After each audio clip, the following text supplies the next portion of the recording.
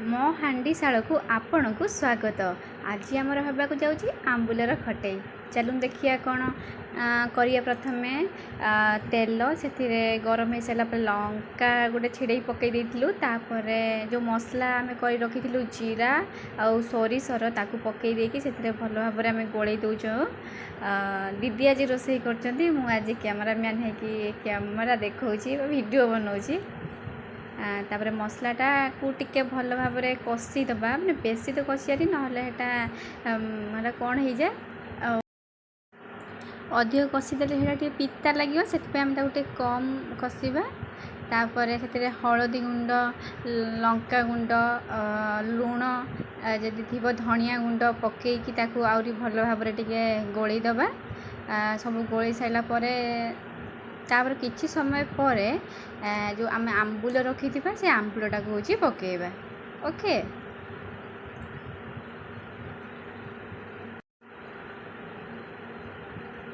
मसला भी तो हो गला आउ बेसी आउ कषा नहीं। एपट देखते आम भात अलरेडी ही अच्छी मसला भी पूरा हो गला। एपटे पोटल आलू भजा होता। तापर देखो आम काटिक रखि आंबुलटा को से पकईदे पकई सारापर से आउ टे मसला सहित आंबुलटा टे गोलैदबा। आज टे खटा होची यही स्टाइल रोसे करी देखिए केते टेस्टी होगा। आज तो बहुत ही टेस्टी होबार अच्छी देखंतु।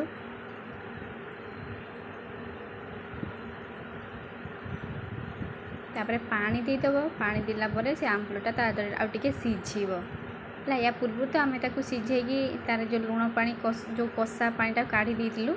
तापर पुणी पानी देकी सीझेलु। सीझी आसला से आम चीनी ऐड करूँ। एपट देखो भी आमर आज तरकारी भी अलरेडी ही अच्छी। एपट देखो सीझी आसला चीनी भी से मेल्ट होलानी। तार कलर भी देखो केमती आसीगला पूरा कलर पूरा चेंज है। रेडी भात खायापी एपटे तरकारी अच्छी एपटे पोटल आलू भजा अच्छी एपटे खट्टा अच्छी एपटे भात। एपे चलतु खाइबा लंच टाइम।